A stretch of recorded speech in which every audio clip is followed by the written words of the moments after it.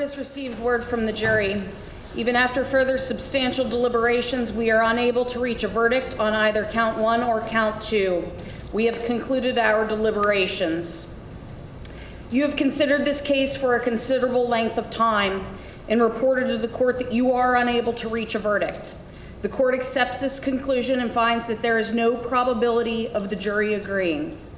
The jury has deliberated for more than 25 hours.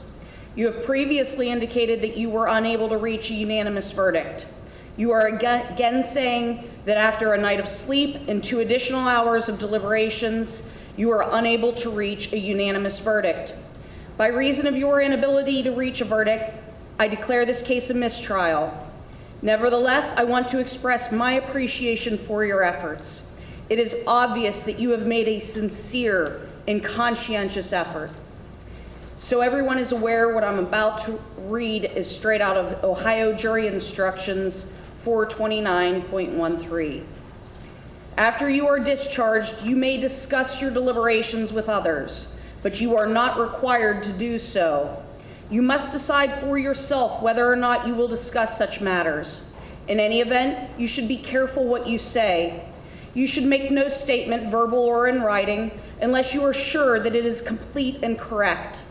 You should make no statement that you would not be willing to make under oath in the presence of the court, the other jurors, the litigants, and their respective counsel. If your statements are to the press, remember, your name and your statement may appear in print, in which event you should be doubly cautious to be sure that your statement is absolutely correct in whole and in part, because the press will only use the part that the reporter considers sufficiently newsworthy or challenging. As jurors, you have served as public officers of the court.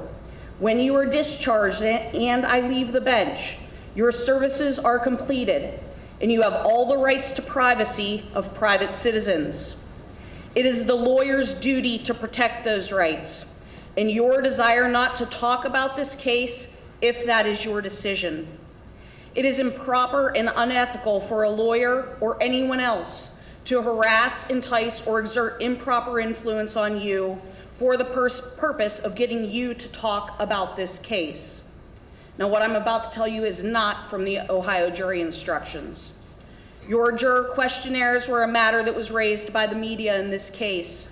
That issue is still being litigated. You have all expressed the desire to keep your identifying responses private. However, if you have decided that you would like to have contact with the media, you are free to do so. You may contact the media yourself, or if you would like to contact my bailiff with your information, he will provide your information to any media outlet who would like to talk to you. Likewise, any media outlet who would like to talk to a juror may leave their contact information with my bailiff to be provided to any interested juror.